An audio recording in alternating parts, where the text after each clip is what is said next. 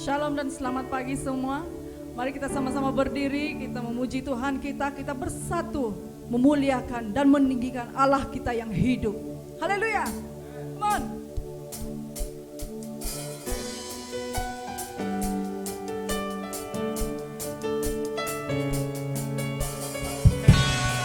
Siap untuk menerima lawatan Tuhan? Yes.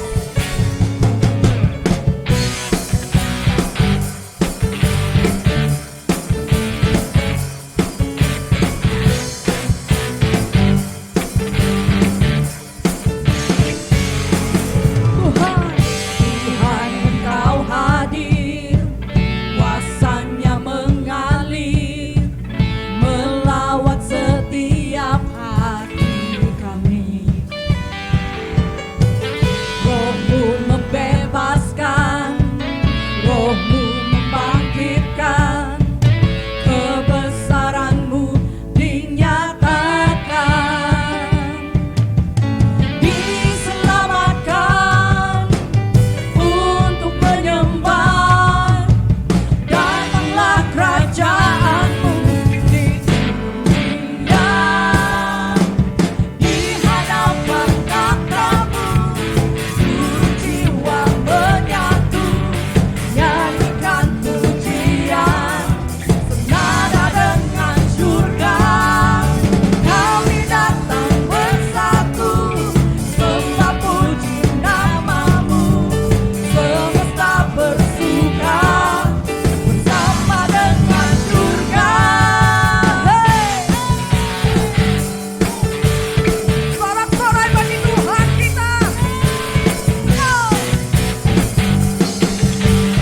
Let's sing one more time. Tuhan, Engkau hadir, kuasanya mengalir, melawat setiap hati kami. Katakan Roh-Mu, Roh-Mu membebaskan, Roh-Mu membangkitkan, kebesaran-Mu dinyatakan. Diselamatkan untuk menyembah, datanglah kerajaan-Mu di dunia. Di hadapan takhta-Mu,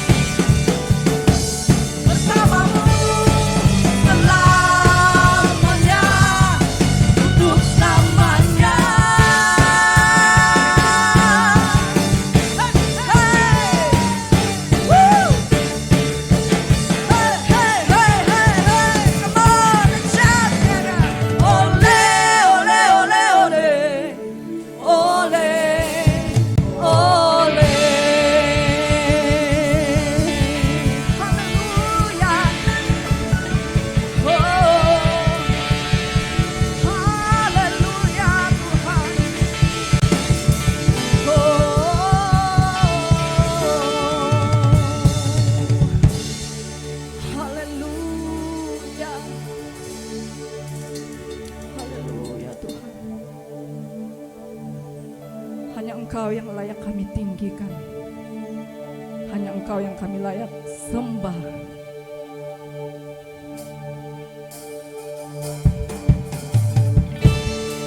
Worship you, Jesus.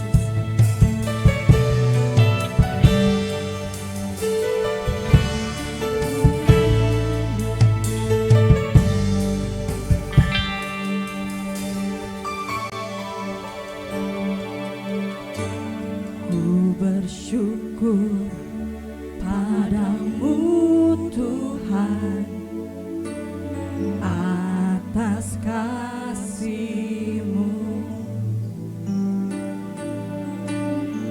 dan bermazmur bagi nama-Mu yang kudus.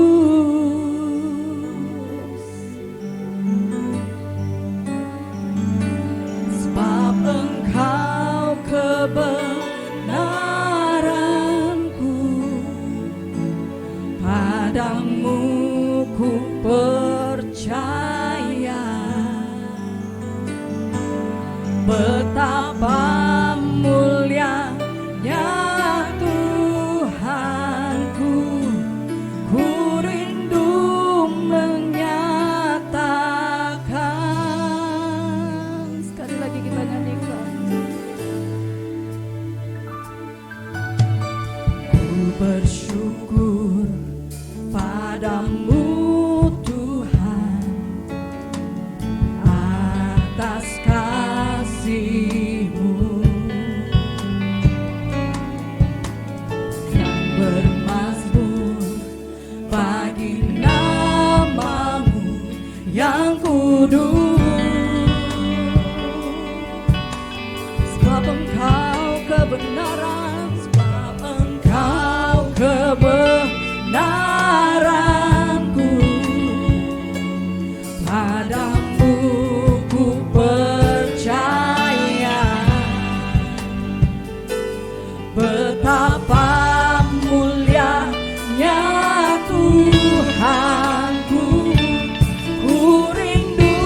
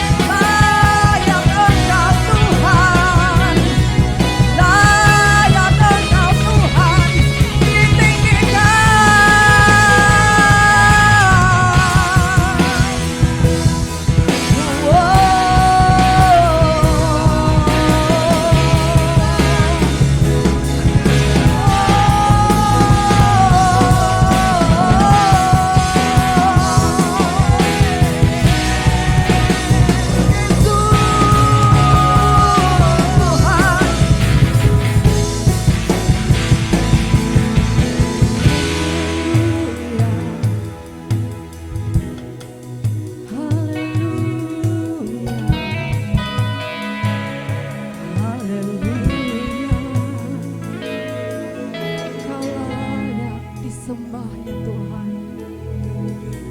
Engkau layak disembah di atas segala suku-suku bangsa. Engkau layak disembah di seluruh cakrawala ini ya Tuhan. Namamu yang mulia berdaulat di dalam hidup kami ya Tuhan Yesus. Oh Jesus, berdaulat atas kami Tuhan, berdaulat atas hidup kami Tuhan. Oh,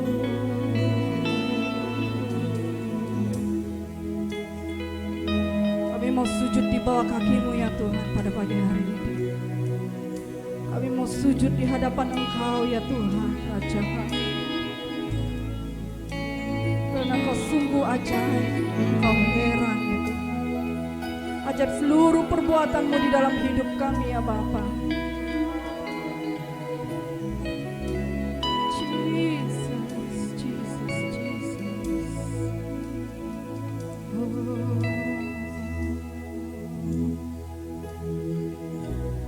Mari pada pagi hari ini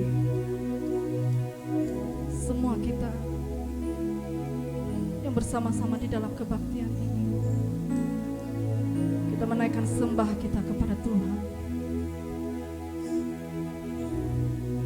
Kita menaikkan sembah kita kepada Dia yang berkuasa di dalam hidup kita, yang berkuasa memegang seluruh kehidupan kita. Jesus, Jesus, Jesus, Jesus.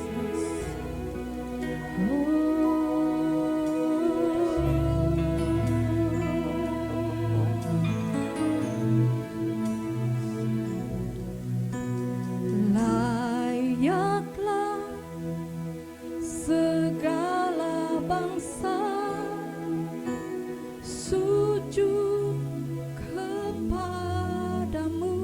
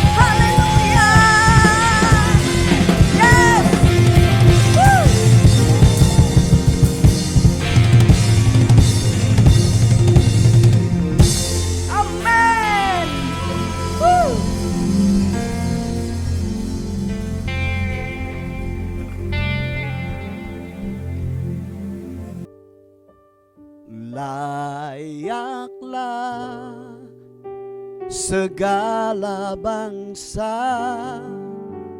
sujud kepadamu,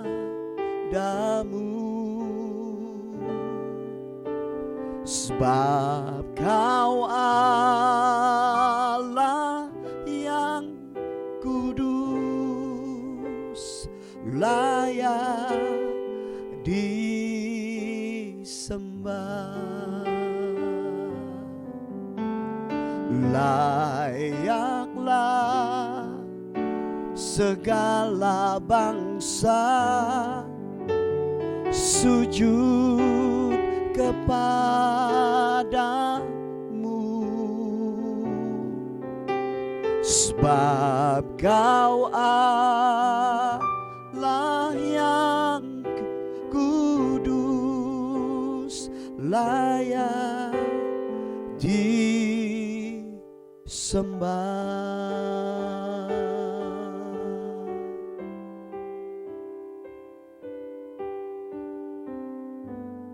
Haleluya, Engkau Tuhan kami, Engkau Raja kami,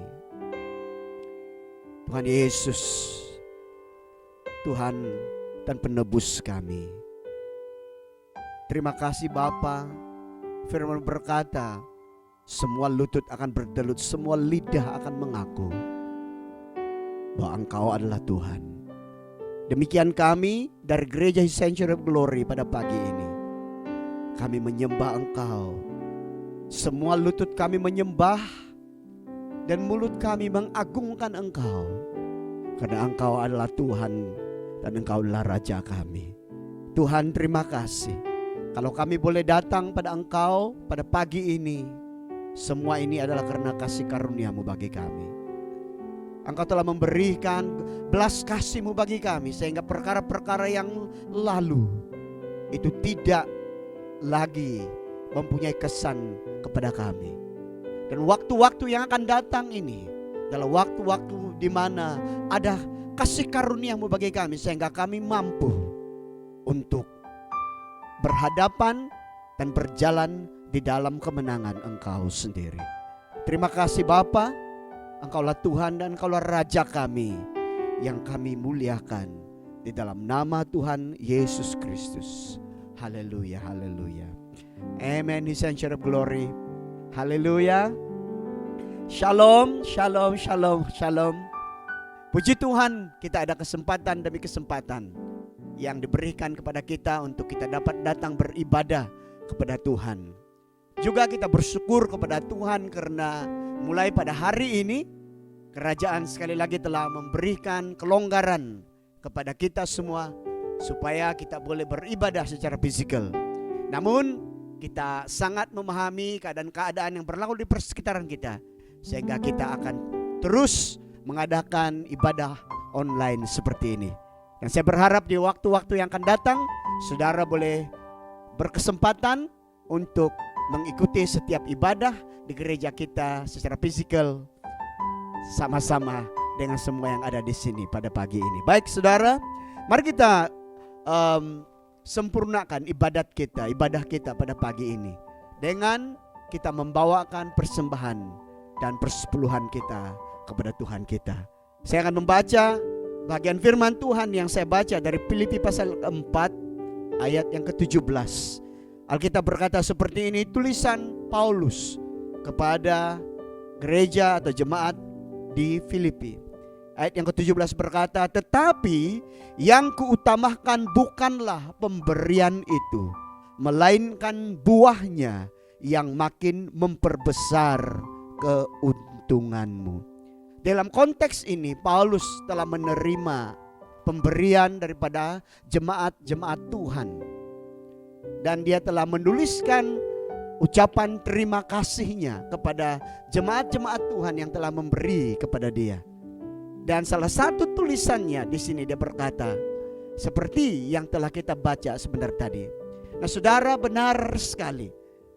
Apa yang dituliskan oleh Paulus ini adalah hati Tuhan kepada kita semua. Bahwa apabila kita membawa persembahan dan persepuluhan kita, itu bukan hanya ataupun Tuhan sendiri tidaklah terlalu ataupun istilah saya lah seperti yang ditulis oleh Paulus, tidak mengutamakan pemberian itu, tetapi yang lebih utama bagi Paulus dan khususnya bagi Tuhan adalah buah daripada apa yang telah kita bawa ke rumah Tuhan. Bahwa apa yang kita tanam akan bercambah, akan menjadi pohon yang segar, dan sudah tentunya akan membawakan hasil yang berlipat kali ganda. Dan itu yang dituliskan oleh Paulus. Ia akan memperbesar keuntungan kita sendiri. Saudara, benar firman Tuhan. Pada waktu kita membawa persembahan, pada waktu kita membawa persepuluhan, itu bukan hanya sebagai suatu budaya kita, tetapi kuncinya adalah supaya bagi pihak kita yang membawa itu sendiri akan menerima berlipat gandaannya. Berbahagialah kita pada waktu kita membawa persembahan dan persepuluhan kita pada pagi ini. Tuhan memberkati kita. Haleluya, haleluya. Bapa di sorga, kami bawa persembahan kami dan persepuluhan kami sebagai suatu ibadah kami. Tapi lebih daripada itu ya Bapa, terima kasih. Karena apa yang kami bawa ini adalah membawa manfaat kepada diri kami masing-masing. Terima kasih buat firman-Mu yang menyatakan bahwa berkat-Mu akan dilipat gandakan bagi setiap pemberian, setiap persepuluhan, setiap korban yang dibawa kepada Engkau. Kami terima semua ini dalam nama Tuhan Yesus, Tuhan dan Juru Selamat. Haleluya. Amen, amen, amen. Saudara dan saudari yang ingin membawa persembahan dan persepuluhan, Anda boleh berbuat demikian dengan memberikannya secara online ke dalam akaun Gereja His Sanctuary of Glory Kota Kinabalu seperti yang tertera pada skrin Anda. Tuhan memberkati. Shalom His Sanctuary of Glory. Sekali lagi puji Tuhan. Saya percaya kita semua telah diberkati daripada semua perkara ataupun agenda ibadah kita yang telah kita mulaikan sejak daripada permulaan tadi. Waktunya untuk kita untuk mendengar firman Tuhan. Mari kita semua bukakan hati kita untuk menerima yang terbaik daripada Tuhan kita pada pagi ini. Mari kita berdoa dahulu. Bapa di sorga, kami bukakan hati kami, seluruh hidup dan keberadaan kami untuk firman-Mu. Berbicaralah kepada kami, wahyukan kepada kami, sehingga di dalam kami itu ditanam benih-benih firman di dalam hati kami yang sudah tentunya akan menghasilkan buah yang banyak, berlipat gandaan di dalam hidup kami. Terima kasih Bapa di sorga. Di dalam nama Yesus Kristus kami berdoa. Haleluya. Amen. His Sanctuary of Glory, kita masih lagi di Matius pasal yang ke-13. Dan pada pagi ini saya mau berkongsi ataupun saya ingin memberikan kepada kita tentang perkara yang kedua, yaitu perumpamaan yang kedua yang kita ambil daripada Matius pasal 13 ayat yang ke-24 sehingga ayat yang ke-30. Mari saya baca, sila perhatikan di dalam Alkitab saudara masing-masing. Perumpamaan tentang lalang dan gandum. Ayat 24. Yesus membentangkan suatu perumpamaan lain lagi kepada mereka. Katanya, hal kerajaan sorga itu seumpama orang yang menabur benih yang baik di ladangnya. Tetapi pada waktu semua orang tidur, datanglah musuhnya menaburkan benih lalang di antara gandum itu, lalu pergi. Ketika gandum itu tumbuh dan mulai berbulir, nampak jugalah lalang itu. Maka datanglah hamba-hamba tuan ladang itu kepadanya dan berkata, Tuan, bukankah benih baik yang Tuan taburkan di ladang Tuan? Dari manakah lalang itu? Jawab Tuhan itu, seorang musuh yang melakukannya. Lalu berkatalah hamba-hamba itu kepadanya, jadi Tuhan maukah supaya kami pergi mencabut lalang itu? Tetapi ia berkata, jangan, sebab mungkin gandum itu ikut tercabut pada waktu kamu mencabut lalang itu. Biarkanlah keduanya tumbuh bersama sampai waktu menuai. Pada waktu itu aku akan berkata kepada para penuai, kumpulkanlah dahulu lalang itu dan ikatlah berkas untuk dibakar. Kemudian kumpulkanlah gandum itu ke dalam lumbungku. Haleluya. Wow, ini suatu pembacaan yang selalu kita baca. Dan saya percaya bahwa kita juga sudah mendengar banyak pengajaran berdasarkan daripada perumpamaan ini. Tetapi saudara, izinkan saya untuk berkongsi satu perkara yang saya percaya ini adalah firman dan juga perintah Tuhan untuk kita semua. Dan izinkan Dia untuk berbicara kepada kita melalui perumpamaan ini. Nah, saya juga seperti perumpamaan yang pertama pada minggu-minggu yang lalu, minggu ini ataupun 2 hari minggu ini, minggu ini dan minggu yang akan datang, itu saya akan fokuskan pembicaraan firman Tuhan daripada perumpamaan tentang lalang dan gandum. Maksudnya akan ada 2 Sunday untuk bahagian firman Tuhan ini. Oke? Jadi kita tidak perlu tergesa-gesa, karena saya percaya ada banyak perkara yang Tuhan mau singkapkan kepada kita melalui bahagian firman Tuhan ini. Nah, ceritanya bagi saya begitu straightforward ataupun mudah untuk dipahami, mudah dimengerti. Kita tahu siapa ataupun watak-watak yang terlibat dan kronologi perjalanan cerita itu. Dan tetapi saya lihat bahwa di dalam penceritaan ini berlaku dalam suatu jangka masa yang lama, daripada mulai ditanam. Dan kalau di sini tanaman gandum, dan kalau dalam konteks kita di sini boleh kita katakan sebagai padi. Oke? Nah, kebiasaannya, kecuali bagi mereka yang menggunakan teknologi pertanian, khususnya pertanian padi ini, mungkin akan ada mereka boleh mengusahakan ataupun menuainya mungkin 2 kali 1 tahun atau 5 kali dalam 2 tahun. Tapi kebiasaannya kalau kita, ya bagi saya yang terlibat secara langsung bersama dengan keluarga saya, kami menuai 1 kali 1 tahun. Oke?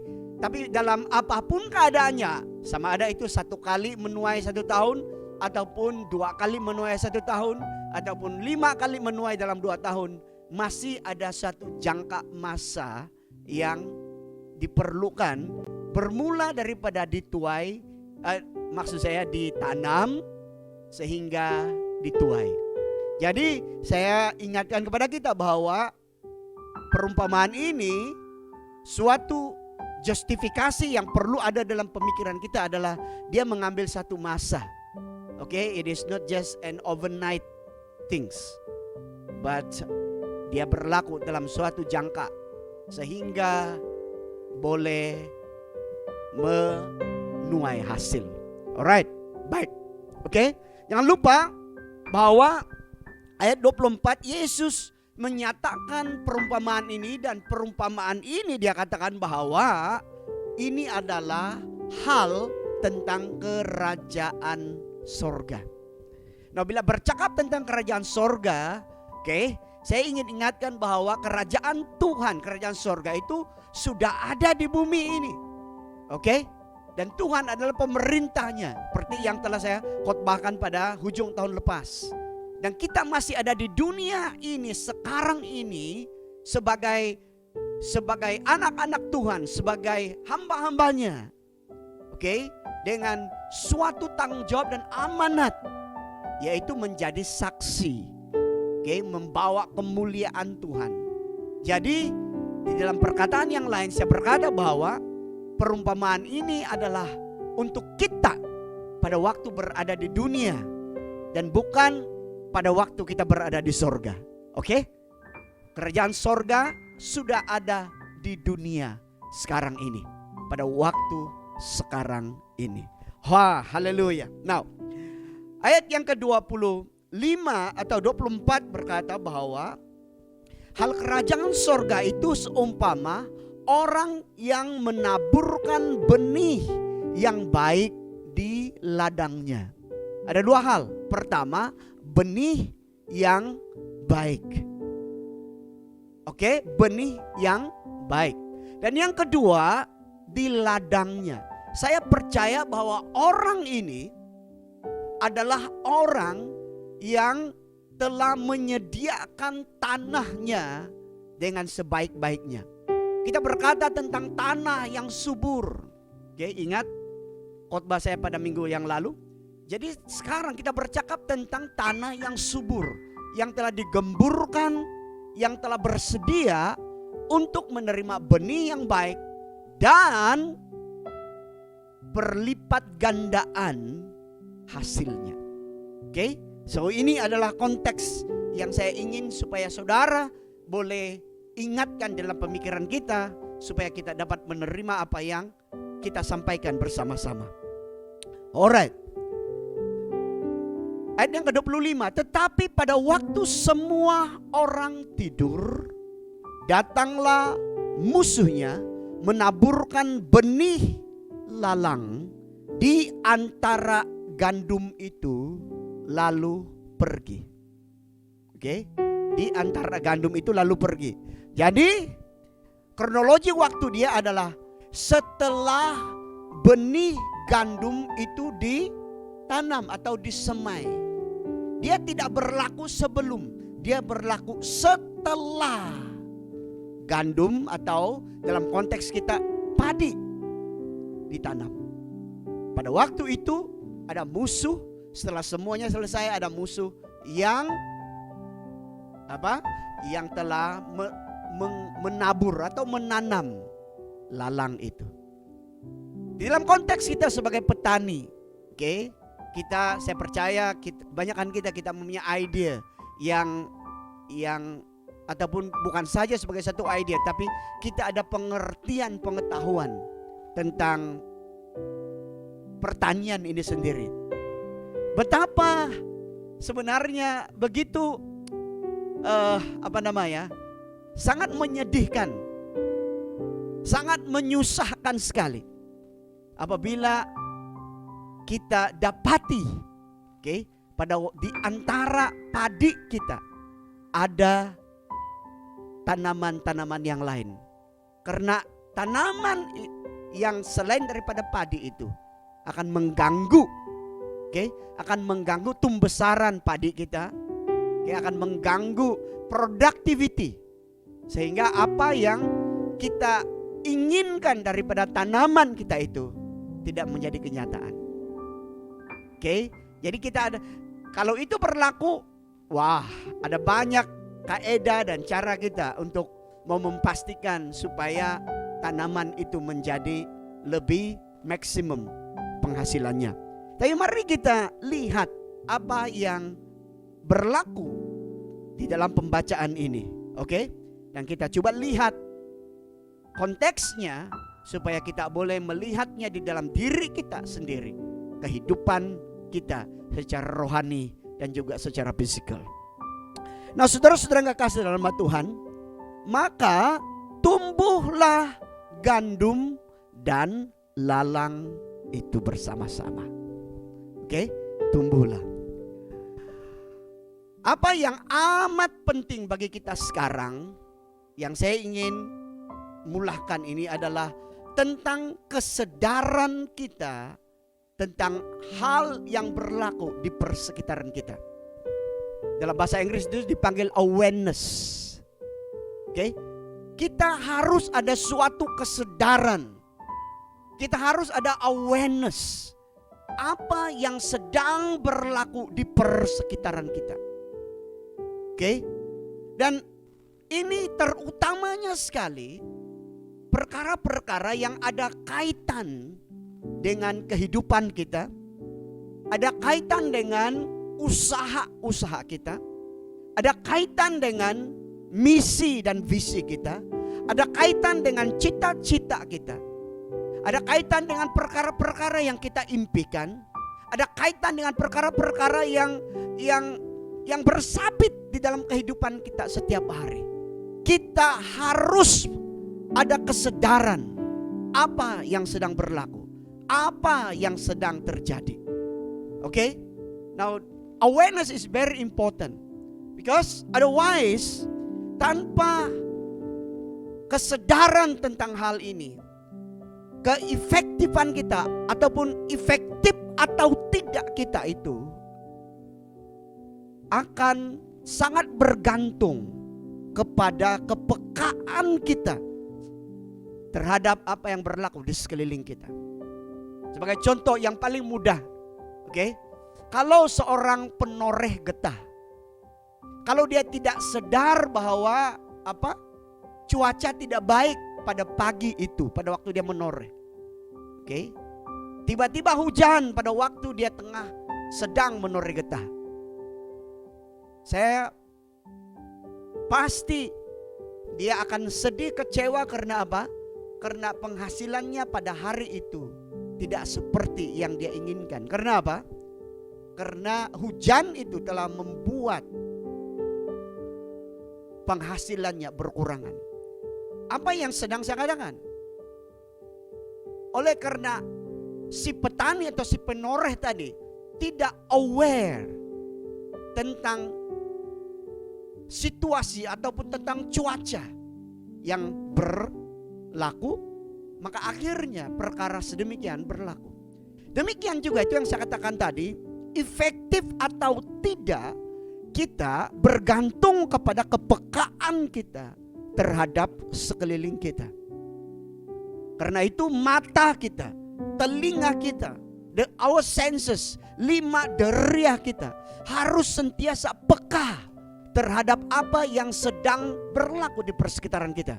Karena apa yang berlaku ini akan memberi kesan baik secara langsung maupun secara tidak langsung terhadap apa yang kita sedang lakukan, terhadap apa yang kita cita-citakan, terhadap apa yang kita sedang usahakan, terhadap apa yang sedang kita hasratkan, terhadap apa yang kita sedang pikirkan untuk kita lakukan. Being ignorant akan membuat kita tidak efektif. Alright? So that's very important.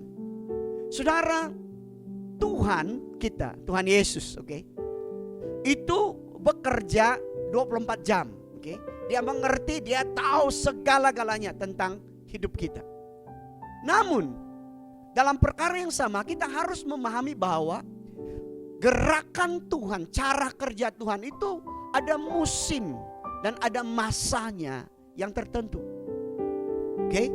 Ada musim dan ada masanya. Itulah sebabnya di sini Tuhan membuat perumpamaan ini, dan perumpamaan ini ada jangka waktu dia berlaku. Karena itu Tuhan itu punya musim dan punya waktu yang terbaik untuk kita semua. So, di dalam setiap perkara yang berlaku dalam hidup kita, kalau kita katakan nanti, oh ini bukan, dan kita menjadi kecewa dan sebagainya, berhenti dahulu. Mari kita pastikan, mari kita lihat baik-baik apa yang Tuhan sedang berikan kepada kita melalui perumpamaan ini. Saya katakan tadi bahwa Tuhan mempunyai musim dan waktunya kepada kita secara pribadi. Dan saya juga ingin katakan bahwa bahwa kita harus peka terhadap musim dan waktu Tuhan ini. Kita harus peka terhadap musim dan waktu Tuhan ini. That's why we really need the Holy Spirit. Kita perlu kepada bimbingan Roh Kudus Tuhan, menyatakan kepada kita, memberitahu kepada kita tentang bagaimana ataupun gerakan atau kalau saya katakan tentang gerakan, ya we are talking about the movement of God di dalam kehidupan kita. Alright? Nah, oleh karena itu jangan hanya berhenti di sana. Kita juga harus peka terhadap semua upaya musuh. Kita harus juga sangat peka terhadap semua upaya iblis yang yang mau menggagalkan apa yang telah Tuhan mau berikan kepada kita di dalam musim Tuhan. Oke? Di dalam musim Tuhan. Karena itu secara ringkasnya saya berkata seperti ini. Semua gerakan, if you will, saya pakai perkataan gerakan. Semua pergerakan ataupun movement Tuhan. Ini amat penting sekali, dengar baik-baik. Semua movement Tuhan di dalam hidup kita secara pribadi, di dalam hidup kita secara keluarga, dalam hidup kita sebagai satu gereja, dalam hidup kita, di dalam pekerjaan kita, dalam apapun yang usaha yang kita buat, semua gerakan Tuhan itu, this is very important, listen to this, dibayangi oleh gerakan musuh kita atau iblis. Semua gerakan petani tadi untuk menanam, semua upaya dan usaha petani tadi untuk menanam gandumnya, itu dibayangi oleh upaya iblis untuk, ataupun musuh dikatakan, untuk menabur lalang. So it's very important. Okay? Dalam kita melihat semua perkara yang hebat yang Tuhan lakukan, yang Tuhan kerjakan dalam hidup kita, ada satu perkara yang kita tidak boleh leka, bahwa iblis, bahwa musuh membayangi setiap gerakan itu. Oke? Setiap gerakan itu. Saya mau bawa kita untuk melihat Efesus pasal yang ke-6 ayat yang ke-12. Oke? Ayat yang ke-12 berkata seperti ini. Karena perjuangan kita bukanlah melawan darah dan daging, tetapi melawan pemerintah-pemerintah, melawan penguasa-penguasa, melawan penghulu-penghulu dunia yang gelap ini, melawan roh-roh jahat di mana? Di udara. So this is really reality kehidupan kita. Oke? Bahwa setiap gerakan Tuhan itu dibayangi oleh gerakan musuh. Dan itulah tadi ayat 12 berkata bahwa kita berlawan dengan pemerintah-pemerintah, penguasa-penguasa, penghulu-penghulu dunia yang gelap, dan roh-roh jahat. Haleluya. Dan karena itu kalau kita kembali, oke, tapi sebelum itu mari dahulu saya mau bawa kita untuk melihat 1 Korintus pasal yang ke-15. Saya mau berikan reality, karena reality kehidupan, karena Efesus pasal 6 ayat 12 itu adalah suatu reality yang tidak kelihatan oleh mata kita. Oke? Kita tidak melihat musuh-musuh ini karena mereka adalah, ataupun musuh-musuh ini adalah roh dan tidak kelihatan oleh kita. Tapi saya ingin katakan bahwa itu adalah reality kehidupan. Now, 1 Korintus pasal yang ke-15. Oke? Pasal 15. Saya mau baca ayat 46. Oke, walaupun dia adalah konteks yang agak berbeza, tetapi ayat ini memberi pernyataan kepada kita, memberi pernyataan kepada kita tentang reality kehidupan kita. Ayat ke-46, tetapi yang mula-mula datang bukanlah yang rohani, tetapi yang alamiah. Kemudian barulah datang yang rohania. New King James dia berkata seperti ini. However, the spiritual is not first, but the natural, and afterward the spiritual. Nah, ayat yang ke-44b. 44b dia berkata seperti ini. Jika ada tubuh alamiah, maka ada pula tubuh rohania. Right? New King James berkata, there is a natural body and there is a spiritual body. Jadi apa yang sedang kita baca di sini? Bahwa hidup kita ini tidak hanya dalam keadaan jasmani, saudara. Tetapi di dalam kita ada hidup apa? Rohani. Ayat ke-46 berkata, yang pertama datang bukan yang rohani, tetapi yang physical. Yang seperti ini. So, there are two, ada dua reality hidup. Hidup di dalam fisik dan kehidupan di dalam roh. Okay? So this is very important. Karena itu Efesus pasal 6 ayat 12 menyatakan kepada kita bahwa musuh kita itu bukanlah yang physical. Musuh yang hakiki, okay? Bukan yang physical, tetapi yang spiritual atau rohani. Now, kalau kita balik kepada Matius pasal yang ketiga, okay? Matius pasal yang ketiga, ayat yang ke-26, okay? Atau ayat yang ke-25, maafkan saya. Pada waktu semua orang tidur, datanglah musuhnya menaburkan benih lalang di antara gandum itu. Pada waktu bila? Pada waktu semua orang tidur. Pada waktu semua orang rileks. Pada waktu semua orang santai. Pada waktu semua orang berpikir bahwa I have done everything. Saya sudah lakukan semuanya. The Bible says what? Alkitab bilang apa? Pada waktu kita dalam keadaan yang begitu rileks dan santai itulah, maka datanglah musuh untuk menaburkan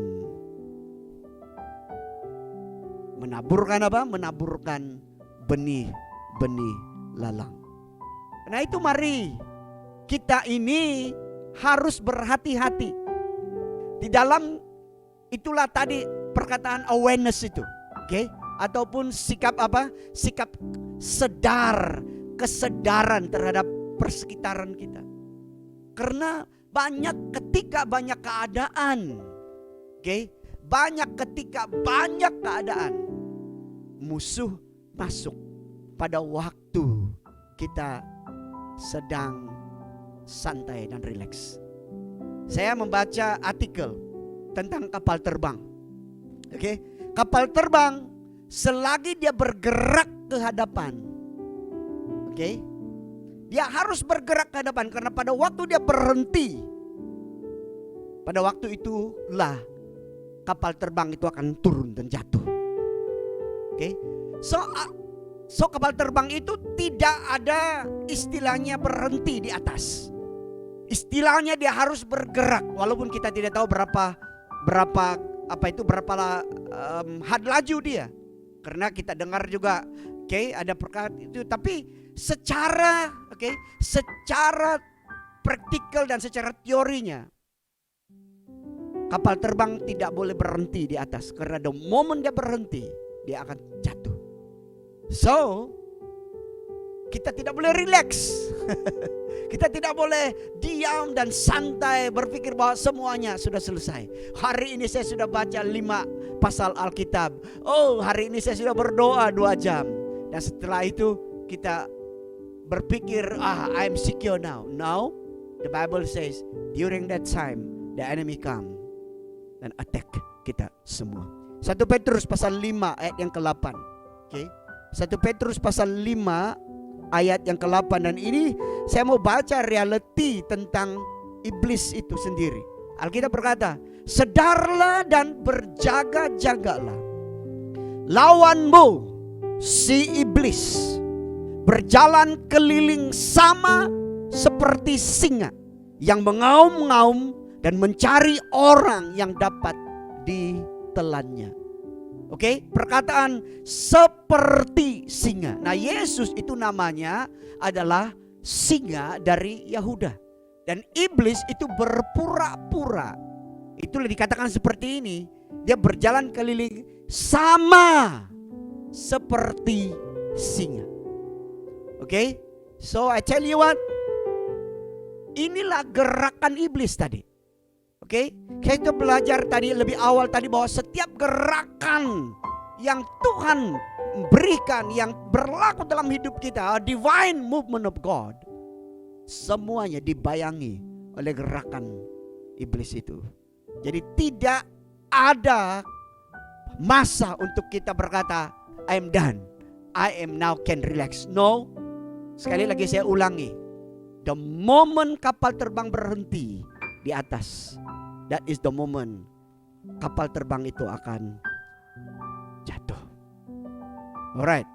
Nah saudara kekasih dalam nama Tuhan, iblis ini, oke, kita tidak nampak, alright. Gerakan iblis itu sangat licik. Dan secara ringkas saya ingin katakan seperti ini. Iblis itu tidak mau diketahui. Dia mau. Bayangkan kalau iblis itu datang kepada kita. I tell you what. Dia datang dengan semua seperti yang kita lihat di movie-movie ataupun yang dikatakan kepada kita, iblis itu ada ada tanduk dan sebagainya. I think semua orang akan masuk surga lah. Kenapa? Karena itu iblis, lalu semua pun lari, tidak akan memberi kesempatan kepada iblis. Tapi iblis ini licik. Dia datang kepada Hawa dalam bentuk penyamaran. Dia datang kepada siapa? Kepada Esau dalam bentuk penyamaran. Dan kepada kita, iblis datang dalam keadaan dia tidak mau diketahui. Dia datang undetected. Dia datang tidak kelihatan, unseen. Dia datang tanpa kita dengar, unheard. Dan oleh karena keadaan inilah yang membuat kita selalu ignore ataupun mempunyai sikap acuh, tidak acuh, sikap acuh tak acuh terhadap perkara-perkara yang berlaku yang sebenarnya akan memangsakan kita semua. Sekali lagi saya ulangi, perumpamaan ini adalah perumpamaan bermula daripada gandum itu ditanam sehingga gandum itu dituai. Ini bercakap tentang satu jangka masa. Kita mungkin hari ini tidak terus jatuh, tetapi waktu demi waktu apabila kita sentiasa ignore, kita tidak ataupun kita mempunyai sikap acuh tidak acuh terhadap perkara-perkara yang berlaku dalam hidup kita. Kita tidak ada kesadaran apa yang berlaku. Iblis itu sedang mengancam. Iblis itu seperti singa. Iblis itu tidak mau dikelihatan, dia menyamar. Dia mau datang dalam bentuk yang kita tidak boleh predik, kita undetected, unseen, unheard. That is when the devil come. Dan saya mau benar-benar menyatakan kepada kita bahwa how important it is, betapa penting sekali untuk kita mempunyai sifat awareness ini. Oke, kesadaran terhadap apa yang berlaku. Now, saya mau bawa kita. Oke, saya juga ingin katakan bahwa adalah amat penting untuk kita mempunyai kesadaran dan mempunyai kekuatan kita masing-masing sendiri.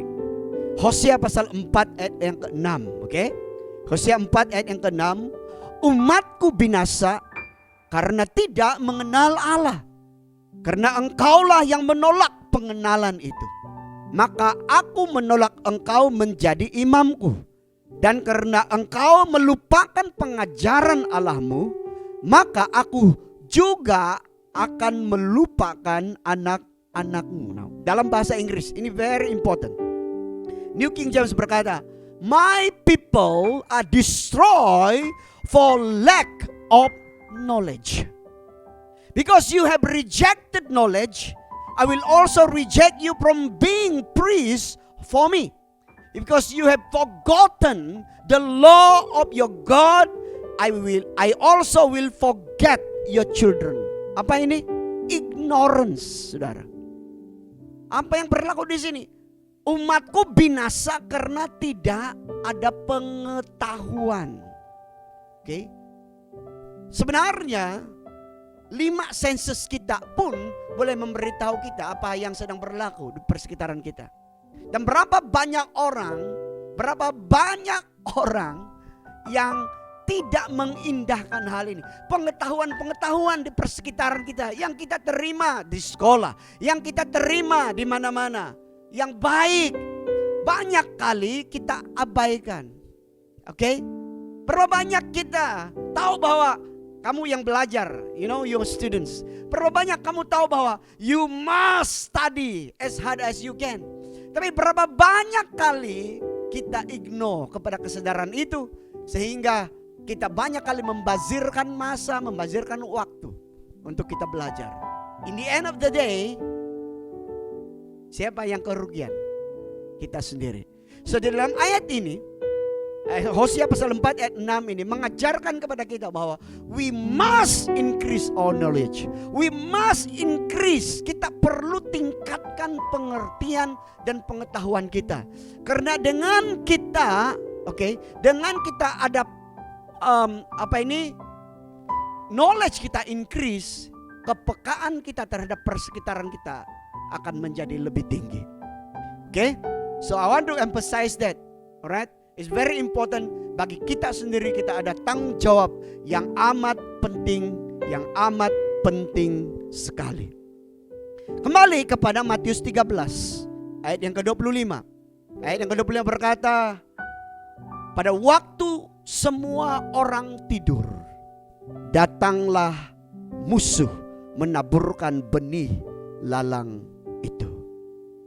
Pada waktu semua orang tidur, datanglah siapa? Musuh. Haleluya. Satu perkara yang saya sangat percaya dan saya pegang itu, dan saya katakan itu berlaku dalam hidup saya secara pribadi. Saya klaim itu berlaku dalam hidup saya dan keluarga saya, dan juga untuk kita sebagai satu keluarga. Ialah bahwa Tuhan telah menyediakan masa depan yang baik, yang cemerlang, yang luar biasa di dalam kehidupan saya secara pribadi, di dalam kehidupan keluarga, di dalam kehidupan kita jemaat. Walaupun dengan semua kegagalan-kegagalan yang pernah berlaku, kegagalan-kegagalan yang ada di belakang itu menjadi motivasi untuk menjadi lebih baik di masa depan. Kegagalan-kegagalan di masa belakang menjadi suatu pengajaran supaya tidak lagi diulangi di masa yang akan datang. Itu sebabnya saya sangat percaya ini, Tuhan mempunyai sesuatu yang hebat untuk kita semua di masa depan kita. Tetapi tahukah saudara dan kita semua bahwa ada banyak perkara juga di dalam hidup kita yang menjadi kegagalan dalam hidup kita. Alright? Menjadi suatu titik kejatuhan dalam hidup kita.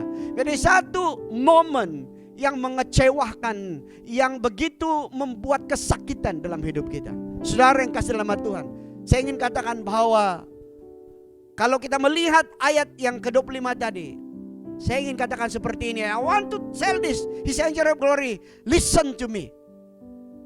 Anda, saudara, bukanlah punca semata-mata akan kegagalan-kegagalan ini. You are not the only. Kamu bukanlah sebabnya kenapa kegagalan berlaku dalam hidup kamu. No, I tell you what, itu adalah angkara iblis. Itu adalah set up daripada setan. Itu adalah apa yang telah iblis telah taburkan di dalam kehidupan kita. That's why di dalam perumpamaan ini gandum itu tumbuh bersama dengan lalang. The iblis, the enemy yang telah menanamnya. Dan saya ingin katakan sekali lagi bahwa kita bersyukur karena kita boleh dengar perkara ini hari ini.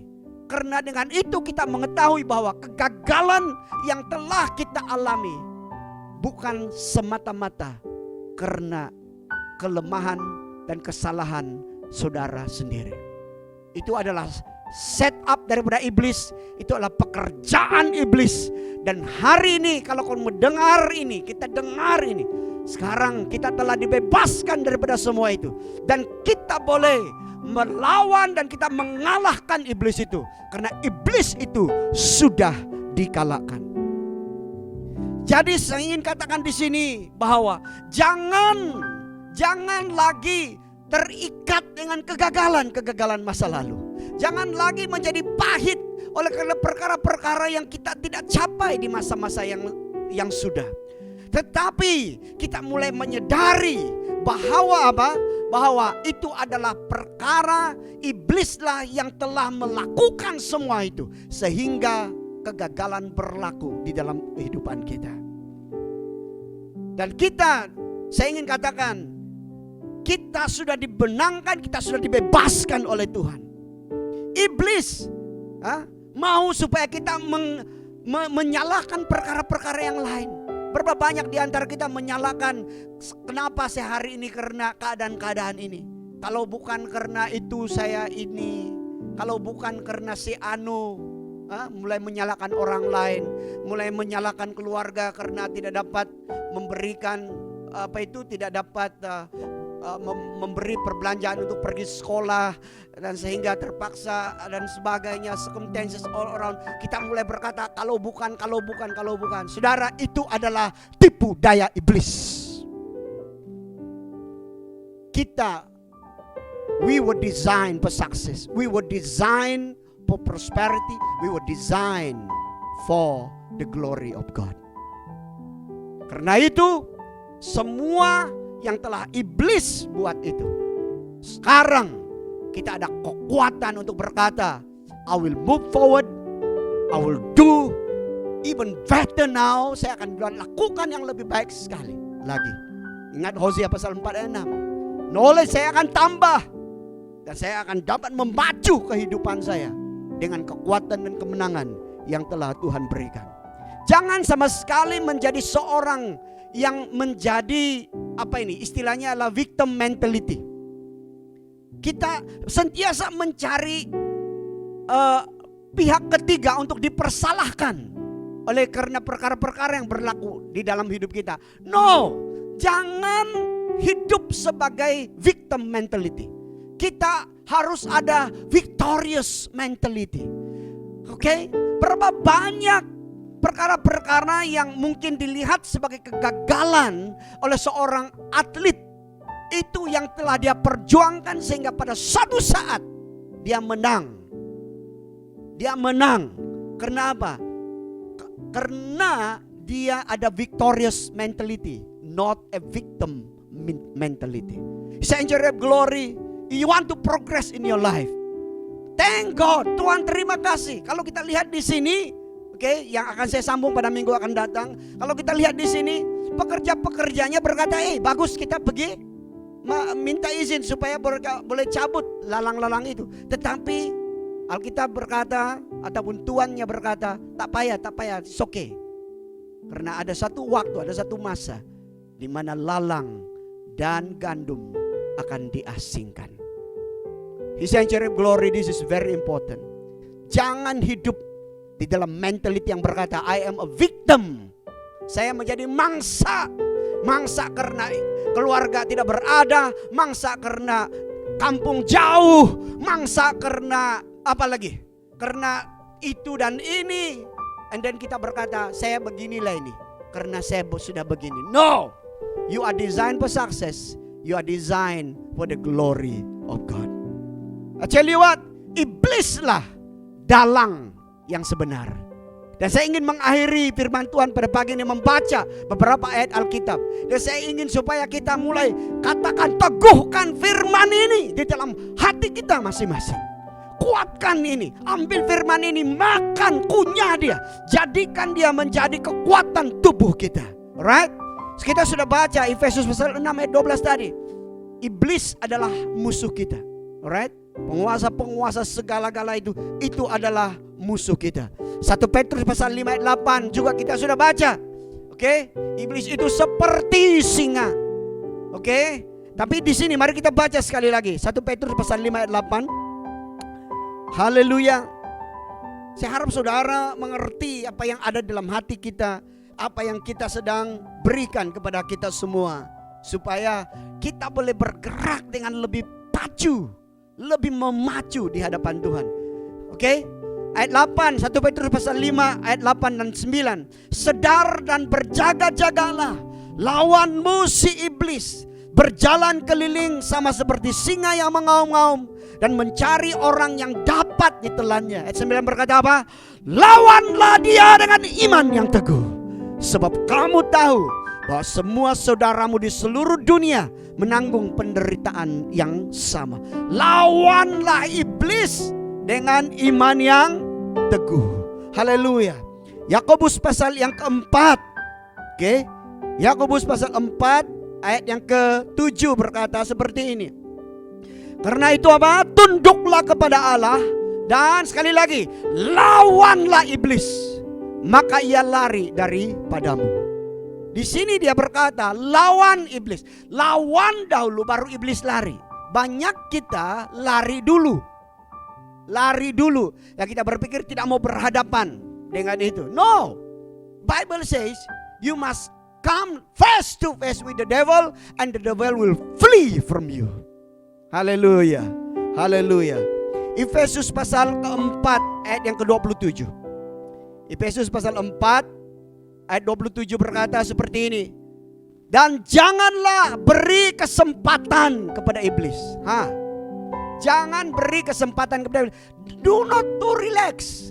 Kita pikir, oh saya sudah selesai baca Alkitab 5 pasal hari ini. Saya sudah berdoa setengah jam, 1 jam, 2 jam. Now, saya boleh saja. Saya boleh pergi mana-mana. Saya boleh bercakap, saya boleh jumpa siapapun orang. Kita boleh tengok apa saja yang ada di Facebook, di YouTube. We think that we are strong enough. I tell you what, jangan memberi kesempatan kepada iblis. Senses kita ini, mata kita, telinga kita, touch kita, semua ini jangan beri kesempatan. Karena apa? Karena doa kita 2 jam. Oke? Doa kita 2 jam satu hari, Bible kita berapa pasal satu hari, itu tidak menakutkan iblis untuk datang untuk mencoba kita. Yesus saja 40 hari berpuasa, akhirnya apa yang berlaku? Iblis datang. Kenapa? Karena itu kalau kita baca bagaimana Yesus berhadapan dengan iblis, dia bilang setiap kali dia memberi jawabannya, dia berkata seperti mana yang ditulis dalam Efesus ini, dia tidak beri kesempatan kepada iblis itu sendiri. 2 Korintus pasal 2 Korintus pasal yang kedua ayat yang ke-11, Alkitab berkata seperti ini. Supaya iblis jangan apa? Beroleh keuntungan atas kita. Sebab kita tahu apa maksudnya. Jangan beri kesempatan kepada iblis. Jangan beri keuntungan kepada dia. Karena iblis hanya datang untuk apa? Mencuri, membunuh, dan membinasakan. Haleluya. Karena itu dalam ayat-ayat ini memberikan kepada kita suatu firman, suatu bukan hanya ajakan tetapi suatu arahan, satu perintah. Jangan memberi peluang kepada iblis. Yes, apa yang berlaku dalam hidup kita itu bukan semata-mata karena kegagalan kita. I tell you what, that's the Bible says. Tapi dalam keadaan yang sama kita jangan menjadi victim mentality, tapi lawanlah iblis itu, dan iblis itu akan lari daripada kita semua. Haleluya, Essential Glory. Sekali lagi, you are designed for success. You are designed for glory of God, and have a glorious life in this year 2021. Tuhan memberkati kita semua. Kita akan sambung bahagian ini pada minggu akan datang. Karena itu jangan lepaskan sambungan daripada Alkitab firman Tuhan yang kita baca hari ini. Mari kita berdoa. Bapa di sorga, terima kasih buat firman-Mu. Kami kuat karena Engkau ada di dalam kami. Kami menang karena Engkau telah menang di atas segala apa yang telah iblis buat. Dan engkau berkata, iblis di manakah sengatmu? Engkau sudah dikalahkan. Karena itu kami menang. Tuhan ada dalam kami. Dan di mana ada roh, di situ ada kemerdekaan. Kami hidup dalam engkau. Roh hidup, roh kami menyatu dengan engkau. Dan karena itu kami boleh hidup membawa kemuliaan Tuhan. Kami hidup di dalam memberikan segala sesuatu yang terbaik di dalam hidup kami, yang membawa kemuliaan bagi engkau ya Bapa di surga. Terima kasih buat firman-Mu. Terima kasih ya Bapa di surga, kami sambut semuanya dalam nama Tuhan Yesus Kristus, Tuhan dan Juru Selamat kami. Haleluya, haleluya, haleluya, haleluya, haleluya. Amen, amen. Kita nyanyi sekali lagi chorus lagu ini yang kita nyanyi sebentar tadi. Oh, layaklah segala bangsa sujud menyembahmu, sebab Kau Allah yang kudus, layak disembah.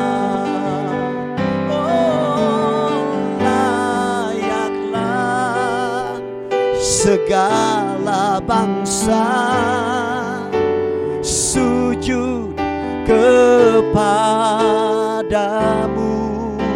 oh Yesus, sebab Kau Allah yang oh kudus, layak di. Sekali lagi, oh haleluya,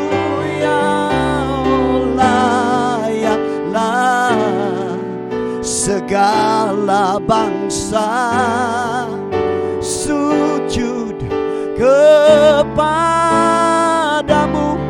Yesusku, sebab Kau Allah yang kudus dan Kau Allah yang disembah.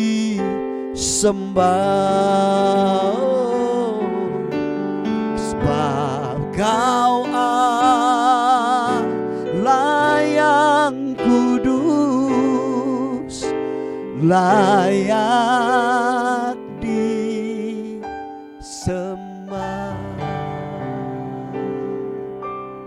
Sanctuary Glory, terima berkat Tuhan untuk kamu semua. Tuhan memberkati engkau dan melindungi engkau. Tuhan menyinari engkau dengan wajah-Nya dan memberi engkau kasih karunia. Tuhan menghadapkan wajah-Nya kepadamu dan memberi engkau damai sejahtera. Terimalah berkat ini, berkat untuk kamu secara pribadi, berkat untuk kamu satu keluarga, dan berkat ini akan manifestasi menyertai kamu semua sepanjang minggu ini di dalam semua yang kamu lakukan. Ingat di Sanctuary Glory, we are designed for success, we are designed for prosperity, we are designed for glorious life. Kamu adalah kepala dan bukan ekor. Apa yang dipegang oleh tangan kamu akan berhasil, dan apa yang keluar daripada mulut kamu akan menjadi bukti dan akan menjadi kenyataan. Dan nama Tuhan kita, Tuhan Yesus Kristus, Raja di atas segala raja, Tuhan di atas segala Tuhan, akan ditinggikan, akan dimuliakan sampai selama-lamanya. Haleluya, haleluya, haleluya. Maranatha, Tuhan datang, Tuhan datang. Amen, amen, amen.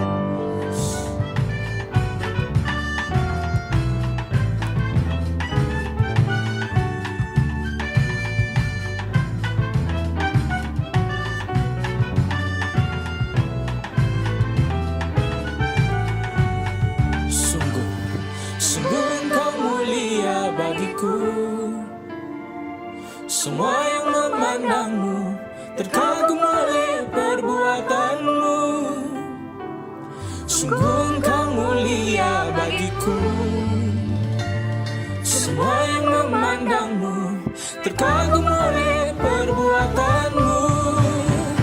Ku percaya Roh-Mu ada di dalamku. Pekerjaanmu sungguh nyata di hidupku.